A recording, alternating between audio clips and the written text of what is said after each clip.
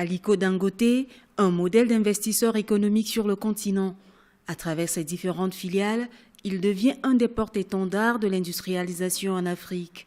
Avec Dangote Cement, il détient la plus grande usine de ciment africain et concurrence les leaders mondiaux dans le domaine.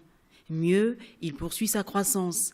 Dangote Cement prévoit d'investir environ 1,7 milliard d'euros sur 5 ans à travers la création de cimenteries dans une dizaine de pays sur le continent. Le groupe espère ainsi porter sa capacité de production à 50 millions de tonnes de ciment par an en Afrique.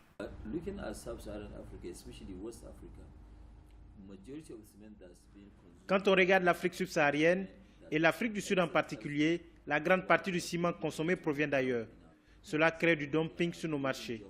Mais quand on analyse cette situation économique, on se rend compte que cela crée de l'emploi ailleurs et non chez nous.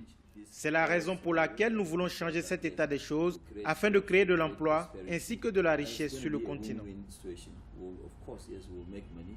Dangote Group investit également dans l'agroalimentaire.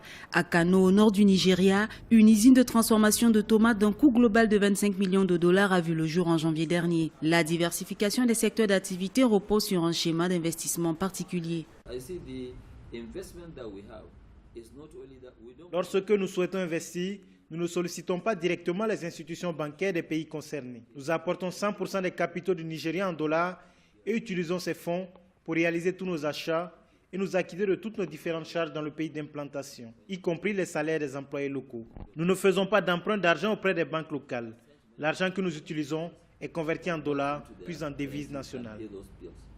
Créé en 1981, le groupe Dangote est passé du statut de compagnie commerciale à celui de géant de l'industrie à la fin des années 90. Le Dangote Cement, première capitalisation boursière du Nigeria avec la plus grande cimenterie du continent, envisage de créer à l'horizon 2017 plus de 122 000 emplois supplémentaires.